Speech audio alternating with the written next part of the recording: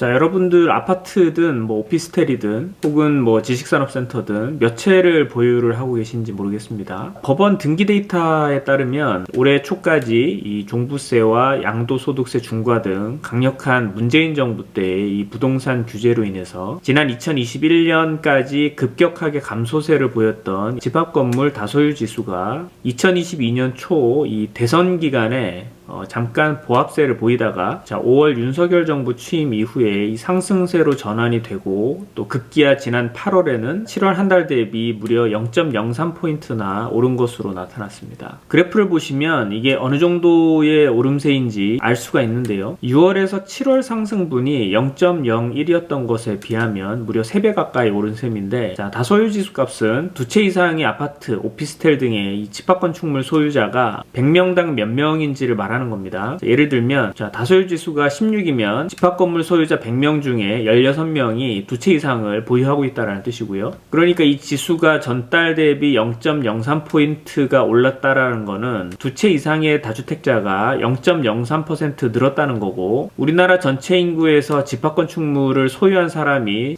전체 인구의 25.49%인 것을 감안을 하면 대한민국 전체 인구 5,162만 명 중에서 1,315만 명이 집합건물을 가지고 있고, 그 중에서 0.03%인 3,945명이 두 채 이상 보유 클럽에 추가 가입을 했다라는 뜻이 되는 거죠.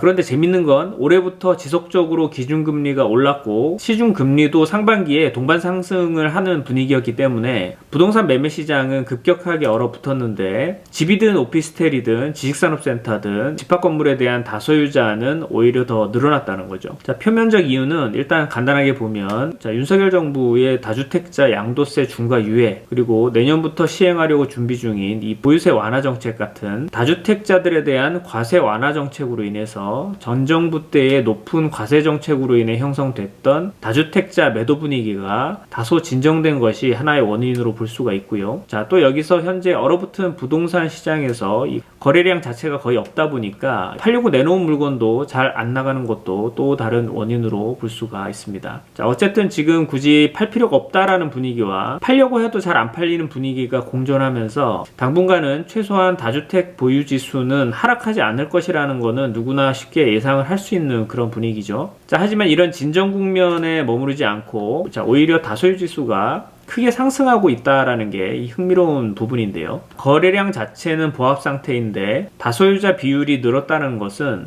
그만큼 누군가는 이 와중에도 집합건물을 더 사들였다라는 말이 되는데, 실제 통계상으로 봐도 전달 대비 소유채 증가 비율이 가장 높아진 구간이 10에서 20채 소유로 나타나는 것으로 보면, 이 와중에도 소수의 자본력이 받쳐주는 사람들은 계속 분양을 받거나 고금리 때문에 어쩔 수 없이 저렴하게 나온 이런 매물들을 지속적으로 매수하는 분위기인 것을 알 수가 있습니다. 결국 전반적인 자본시장의 사이클로 봤을 때 다시 금리가 안정화되고 내렸던 부동산 시장가가 다시 올라가기 시작하게 되면 버티지 못해서 나왔던 저렴한 부동산 매물을 다량 구입했던 소수의 집합건물 다소유자들이 많은 이익을 내게 될 것은 자명한 사실이고, 결국 우리가 자본주의 시장에 살고 있는 한은 많은 자본을 가지고 규칙적으로 이런 자본을 잘 굴리는 그런 소수의 계층들이 더 많은 자본을 취득하게 되는 그런 아이러니한 상황 가운데 살고 있는 것을 알 수가 있습니다.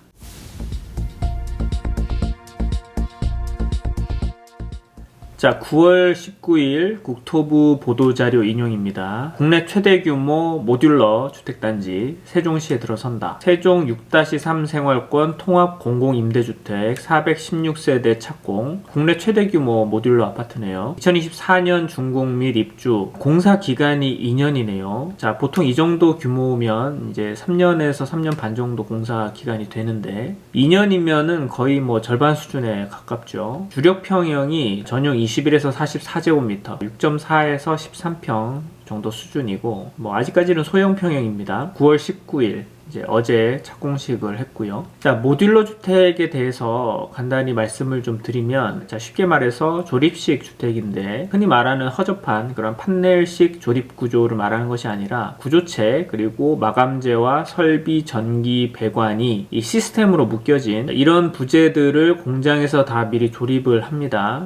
판재 형태가 아니라 박스 형태로요. 그리고 현장에 가져와서는 공법은 끼우고 결속만 하는 겁니다. 그래서 탈현장 건설 공법이다 이렇게 말을 합니다. 자, 이게 최근 들어서 엄청나게 각광을 받고 있는데, 자, 이게 장점이 뭐냐면 첫 번째로는 일반 철근 콘크리트 공법에 비해서 30%에서 50% 정도까지 이 공기가 단축될 수 있고요. 콘크리트 공사가 오래 걸리는 이유가 콘크리트 양생하는 기간 때문에 그런데요. 모듈러 공법은 이 콘크리트 양생 기간이 별도로 필요가 없죠. 공장에서 미리 조정만 하면 되기 때문에. 자, 또 특히 그 현장 공사는 날씨의 영향을 많이 받잖아요. 자, 비가 오면 골조, 마감 공사 올스탑입니다. 자, 일반 공사 기간에 그래서 이런 날씨로 인해서 공사를 못하는 기간까지 공기에 반영을 하기 때문에, 자, 만약 공사 기간이 3년이면 지역에 따라서는 조금씩 다르겠지만 그 중에 한 1년 정도는 현장이 놀고 있다, 이제 이렇게 보면 됩니다. 자, 예전에 그 고 정주영 회장인가요? 중동 공사를 수주를 하면 비가 안 와서 1년 내도록 공사를 할 수 있기 때문에 좋다, 뭐 그렇게 얘기를 했던 것 같은데 정주영 회장이 아닐 수도 있습니다. 자, 어쨌든 현장 공사를 할 경우에는 이렇게 이 날씨를 감안하기 때문에 비가 오거나 하는 경우 때문에 현장 공기가 더 연장이 될 수도 있는데, 자, 모듈러 주택 같은 경우는 이제 그런 걱정이 전혀 없죠. 자, 둘째, 공사 비용이 절감이 됩니다. 자, 현장에서 공사를 진행하게 되면 기계, 전기, 골조, 마감 이렇게 공종별로 모든 인력들이, 자, 현장에 출동해야 하는데 드는 각종 인건비와 또 자재 운반비, 현장에서 남게 되는 자재가 또 발생을 하게 되는데, 자, 모듈러 공법을 채택을 하게 됐을 때는 이러한 것들이 다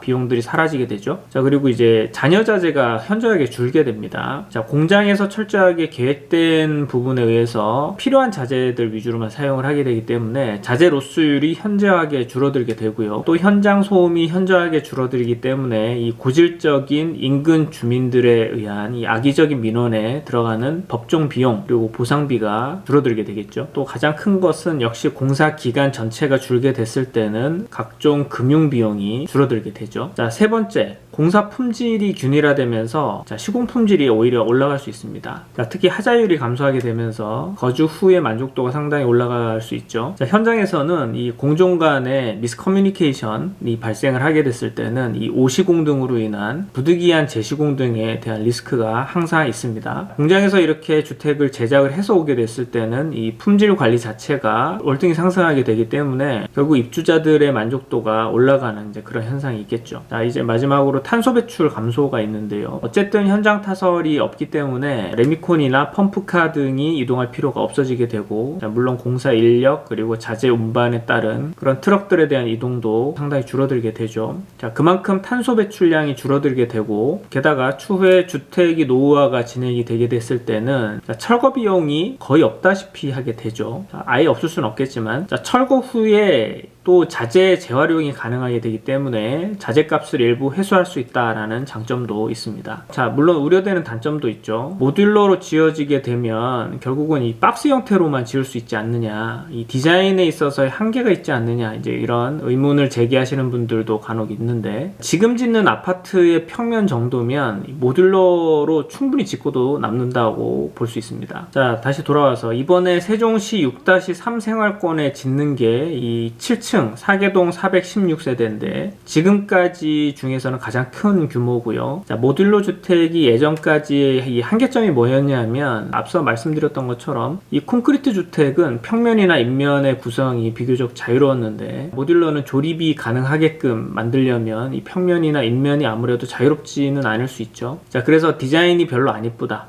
또 평면 구성 자체가 창의적이기는 어렵다, 이제 이런 한계가 있었는데, 자, 이건 모듈러 주택 기술이 발전하면 얼마든지 극복할 수 있는 문제라고 봅니다. 이번에 세종시에 짓는 것도 보면 제가 평면을 보지는 못했지만 인면 요소도 다양하고 평면 구성도 호평을 받고 있다고는 하고요. 자, 가장 중요한 거는 앞으로 모듈러 주택이 이 국가 핵심 정책 선상에 있다는 겁니다. 국토부는 이 모듈러 주택을 계속 활성화하려고 하고 있고, 자, 현재 국가 핵심 정책이 국민 주거 안정, 스마트 건설 기술 활성화 이쪽에 있기 때문에 최종적으로 모듈러 주택 활성화에는 갈수록 힘을 실을 것으로 보입니다. 그리고 이제 이 모듈러 주택 자체도 이미 많이 진전이 되어 있고 갈수록 준공 수량이 늘어나고 있죠. 올 연말에는 용인 기흥에 공공임대주택 13층짜리 106세대가 준공될 예정에 있고요. 또 연말에는 이제 신내 컴팩트시티 4천억 정도 규모의 대규모 공사인데요. 현존하는 국내 최대 규모의 모듈러 공동주택 주택 단지의 발주가 예정이 되어 있습니다. 자, 이런 모듈러 주택에 대한 흐름이 거세지고 있어서 1군 시공사인 삼성, GS, DL, 현대 엔지니어링도 이 모듈러 주택의 연구 인력 확보에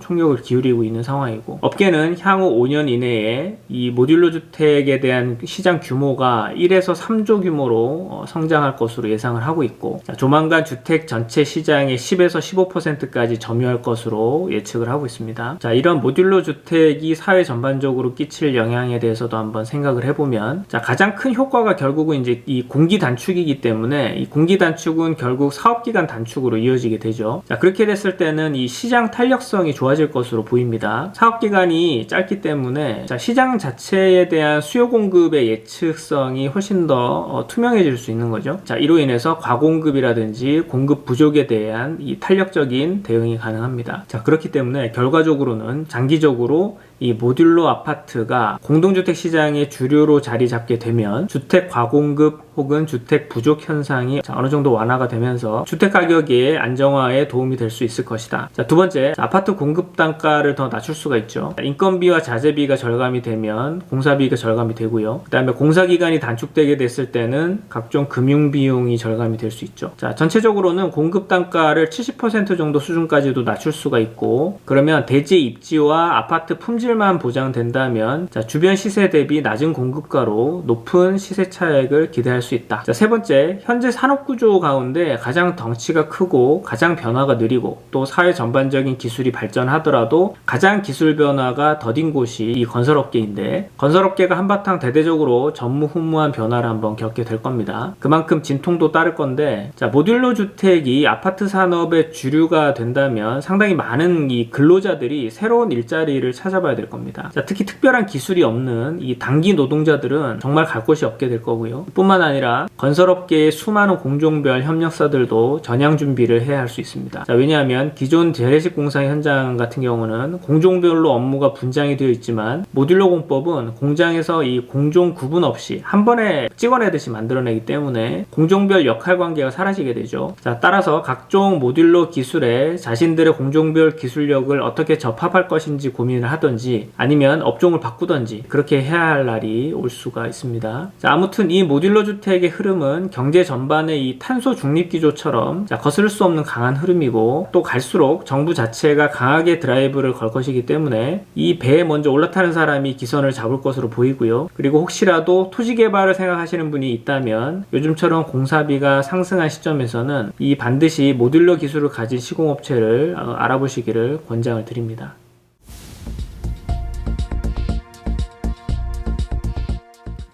자, 세계적 경제 석학이자 이 노벨 경제학상 수상자인 폴 로빈 크루그먼이 9월 22일 서울 장충 아레나에서 열렸던 23회 세계 지식 포럼에서 빠르면 올해 말이나 내년 초에 미국 기준금리가 다시 하락세로 돌아설 수 있다라고 말했습니다. 자, 이 사람은 최근 세계를 강타하고 있는 이러한 경제적 어려움이 오래가지 않을 것이다 라고 낙관하고 있는데요. 자, 그 근거로 현재 상황이 코로나 초기나 우크라이나 전쟁 발발 당시에 우려했던 상황에 비해서 금방 진정되는 국면을 보였고, 또 유럽도 러시아발 천연가스 가격 급등에 대해서 금방 적응할 것이다, 이제 이렇게 말을 했습니다. 또 미국 연방준비제도가 올해 말이나 내년 초에는 통화정책을 변경하더라도 놀랄 일이 아니다, 이렇게 얘기를 했는데, 미국의 금리 인상은 결국 인플레이션을 잡기 위함인데 현재 미국 인플레이션의 둔화가 시작되고 있고, 또 고용지표도 바뀌고 있죠. 실제로 미국 소비자 물가지수 CPI를 살펴보면 지난 7월까지 치솟았던 이 소비자 물가지수가 8월, 9월 연이어서 계속 하락세로 돌아선 것을 보면 계속되었던 금리 인상의 효과가 뒤늦게 나타나고 있다, 이렇게 볼 수가 있습니다. 또 특히 내년의 경우에는 세계 경제를 견인했던 이 중국의 상황이 좋지 않기 때문에 전 세계적 경제 상태로 봤을 때는 이 침체 상태를 유지할 것이다. 자, 이런 여러 가지 상황을 종합적으로 감안해 봤을 때 올해 말이나 내년도부터는 미국도 잡힌 물가를 바탕으로 다시 경기 부양을 위한 금리 역전 카드 사용을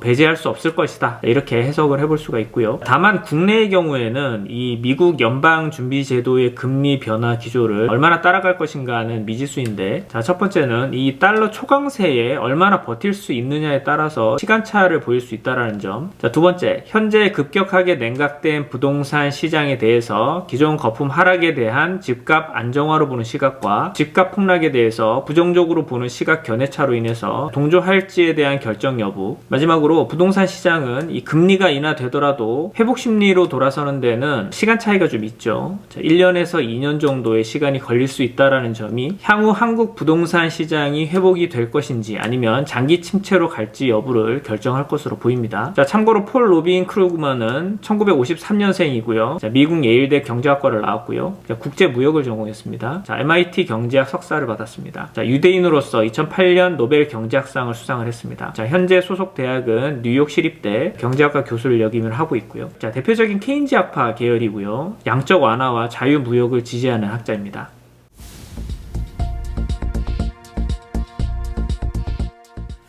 자, 이번에 열렸던 제3차 주거정책심의위원회, 자, 그리고 제61차 부동산 가격 안정 심의위원회를 통해서 이 투기 과열지구와 조정 대상 지역 조정안이 심의 의결이 되었고요. 자, 크게 보면 세종과 수도권을 제외한 모든 광역시의 이 조정 대상 지역이 전면 해제가 됐고요. 비교적 파격적인 조치라고 볼 수는 있는데, 자, 아직도 서울과 서울 초접점의 도시들은 여전히 투기 과열지구의 지위를 유지를 하고 있기 때문에 전반적인 부동산 시장의 활기를 불어넣기에는 여전히 역부족으로 보이긴 합니다. 자, 이 조치 이후에도 여전히 남는 이 투기 지역은 서울은 용산, 성동, 노원, 마포, 양천, 강서, 영등포, 서초, 강남, 송파, 강동, 종로, 중구, 동대문, 동작. 자, 이렇게 15개고요. 자, 나머지 전 지역은 이 투기 과열 및 조정 대상 지역이죠. 자, 그리고 이번 조치 후에도 수도권 내에 투기 과열 지구로 계속 남는 지역은 과천, 성남 분당, 성남 수정, 광명, 하남, 수원, 안양, 안산 단원, 구리, 군포, 의왕, 용인, 수지, 기흥, 동탄, 이지구. 자, 이렇게 12개의 시가 되겠습니다.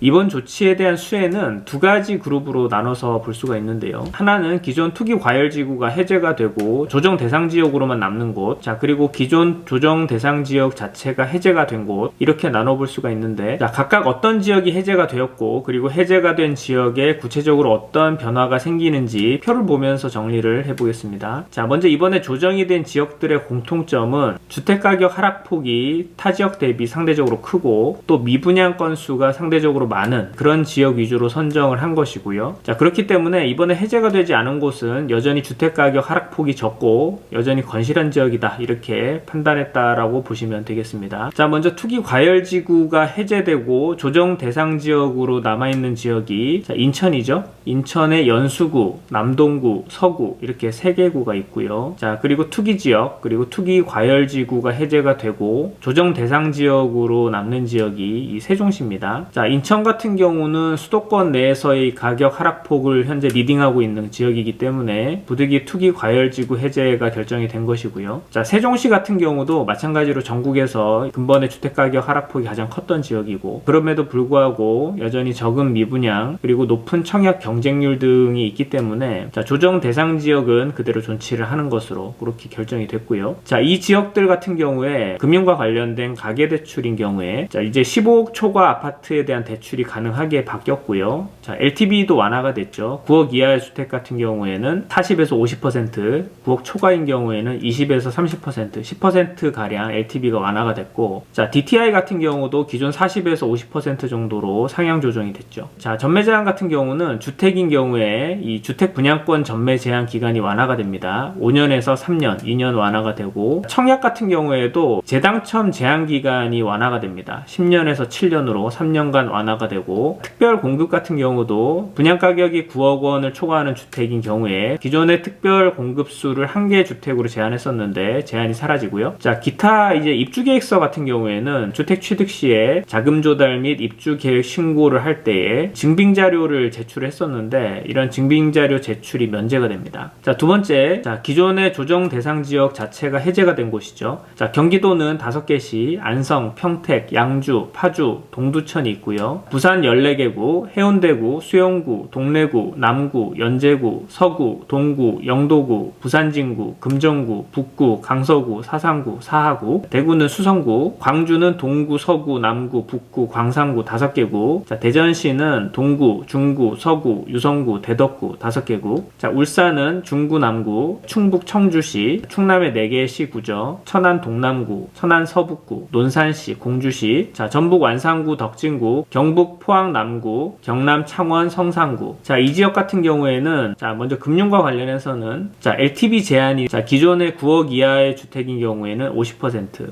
9억 초과인 주택인 경우에는 30%로 제한이 됐던 LTV 제한이 없어지고요. 자, 기존에 50%로 제한이 됐던 DTI도 없어지고요. 자, 2주택 이상 보유자에 대한 주택담보대출 신규 대출이 가능하게 됩니다. 자, 실거주 외에 투자 목적에 대한 주택담보대출 역시 가능하게 되고요. 기존의 2주택 이상자의 취득세에 관한 중과세가 없어집니다. 또 다주택자 양도소득세 공제기준도 완화가 되고요. 자, 2주택 이상 보유자에 대한 종부세 추가과세도 면제가 됩니다. 자, 일시적인 2주택자에 대한 종전주택 양도기간이 자, 기존 2년 이내에 양도를 했었던 부분도 없어지게 되고요. 자, 전매 제한과 관련해서는 기존 3년으로 제한이 됐던 주택 분양권 전매 제한이 없어지고요. 오피스텔인 경우에도 자, 기존의 100실 이상인 경우에 1년간 전매가 제한됐던 부분도 없어지게 됩니다. 청약과 관련해서는 자, 거주자 우선은 공급량이 없어지고요. 자, 기존에 7년으로 제한이 됐던 재당첨 제한기간도 없어집니다. 자, 오피스텔인 경우에 기존 100실 이상 20%, 기존 100실 미만의 10%로 제한이 됐던 지역거주자 우선 분양도 없어지게 되죠. 자, 정비사업과 관련해서는 재건축 사업 조합원당 자, 재건축 주택 공급수가 1주택으로 제한이 돼 있었는데 이 제한수도 없어지게 되고요. 자, 마지막으로 자, 주택 취득 시 자금 조달 및 입주 계획 신고를 이제 하지 않아도 되는 그런 상황이 되죠. 효력은 9월 26일 0시 이후 이 거래분부터 발생하게 됩니다. 자, 이런 조치들로 조정 대상 지역에서 해제가 됐거나 투기 과열지구에서 해제가 된 지역은 10월부터는 거래량에 영향을 일부 줄 수는 있겠지만 현재 워낙에 금일 기준으로도 이제 또 한 번 금리가 또 뛰어올랐기 때문에 자, 근본 조치로 얼마나 효과가 있을지는 잘 모르겠지만 시장 상황이 어떻게 바뀌는지를 지속적으로 좀 보면서 자, 투기 과열지구와 조정 대상 지역으로 여전히 규제가 걸려있는 경기도와 인천 지역을 자, 추가적으로 손을 댈지 지속적으로 지켜볼 필요가 있다 이렇게 보고 있습니다.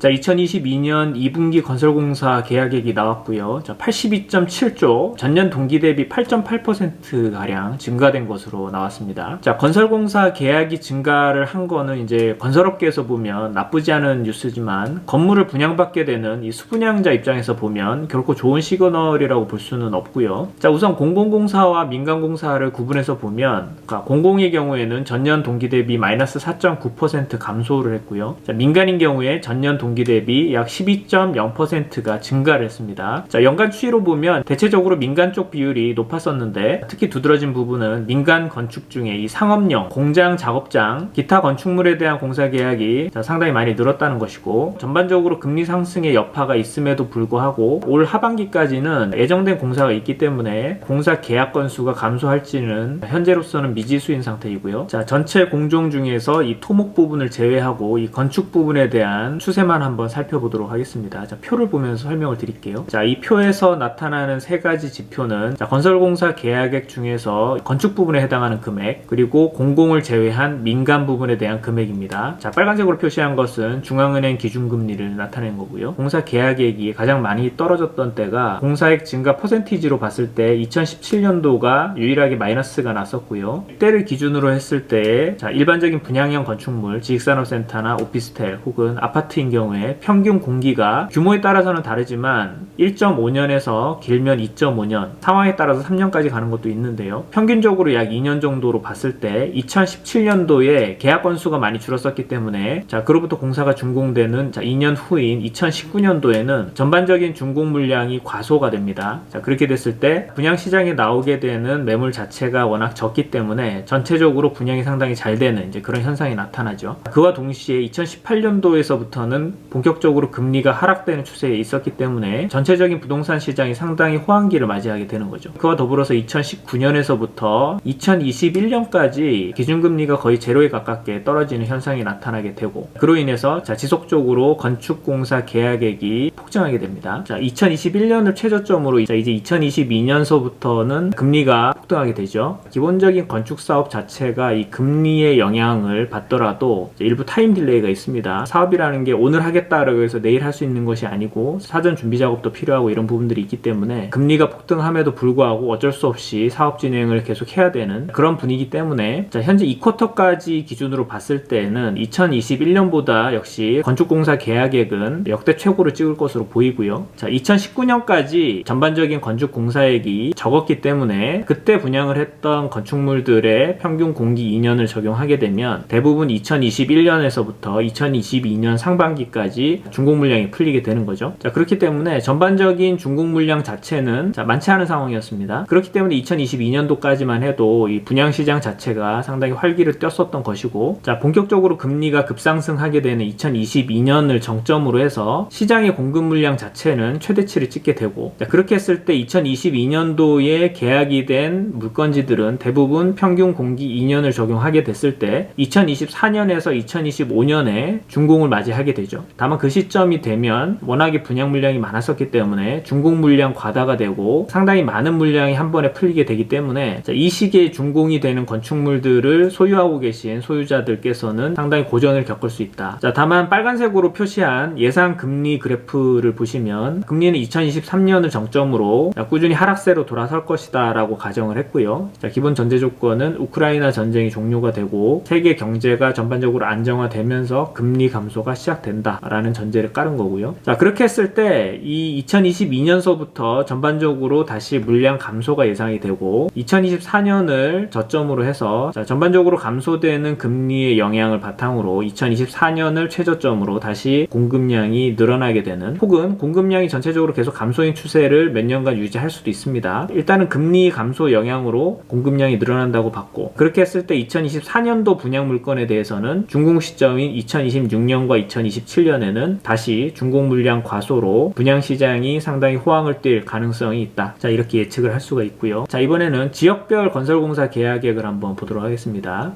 물론 기본 전제는 이 건설공사 계약액 안에 건축공사비만을 데이터로 하지 않고 토목공사도 포함이 되어 있기 때문에 SOC 사업도 일부 포함되어 있을 수 있습니다. 하지만 전반적인 건설업계의 추세를 얘기를 하는 것이기 때문에 건설공사 계약액 총액에 대한 추세는 분양과도 밀접하게 관련이 있다고 봤습니다. 먼저 서울과 인천, 그리고 대표적인 광역시인 부산, 그리고 경기 지역, 이렇게 4개 지역만 놓고 한번 비교를 해보면 지역에 따라서 보면 계약액에 대한 증가 추이가 상당히 큰 폭으로 편차를 보이고 있는데, 최근 금리가 급상승하고 있는 2021년에서부터 2022년까지의 추세만 놓고 봤을 때는 보통은 기준금리가 올라갈 때 시장이 이를 예측을 하고 공급 물량을 줄여나가게 됐을 때는 전반적인 공급 시장이 안정화가 될 것이다, 이제 이렇게 봤던 것인데, 금리를 따라서 공급량 증가가 이루어지는 도시들이 상당히 리스키하다라고 볼 수가 있고요. 그 중에서 가장 공급량이 늘어나는 곳이 부산이죠. 부산이 기준금리를 초과하는 이제 공급 증가량을 보이고 있고, 서울도 기준금리와 함께 이 계약액 증가가 동시에 일어나고 있는데요. 서울인 경우야 뭐 당연히 예외라고 치더라도 부산인 경우에는 서울만큼의 그런 내성은 없기 때문에 지금 공급량이 과다하게 늘어날 경우에 시장이 상당히 버티기가 어려울 수 있다, 이제 이렇게 보고 있고요. 그에 반해서 인천인 경우에는 현재 답보인 상태를 유지를 하고 있고, 경기도권인 경우에는 오히려 계약액 자체가 감소세에 있기 때문에 안정화 국면으로 접어들고 있다. 기준금리에 따라서 순응하는 이제 그런 분위기를 보이고 있고요. 이번에는 전국 단위로 한번 봤을 때는 지금 2021년에서부터 2022년 사이에 건설공사 계약액 자체가 급등하는 곳이 이제 울산이 있습니다. 울산인 경우가 다른 지자체에 비해서 월등히 물량이 증가하고 있는 이제 그런 추세를 보이고 있고, 그 다음이 역시 부산, 그리고 전북, 충북, 그리고 충남 순으로 건설공사 계약액이 증가하고 있는 추세를 보이고 있습니다. 물론 이 중에서는 대기업이 투자하고 있는 산업단지라든지 대규모 SOC 사업이라든지 이런 부분들에 대한 금액도 일부 포함이 돼 있기 때문에 특정 건축물에 대한 분양 시장을 대변한다라고 말할 수는 없지만, 어쨌든 전체적인 공사비 안에 건축공사비가 녹아있고 전반적인 부동산의 분위기 흐름이라고 볼 수 있기 때문에 기준금리가 상승하고 있는데도 같이 건설공사 계약액이 상승하고 있다는 것은 상당히 위험 요소를 가지고 있다, 이렇게 볼 수가 있겠습니다.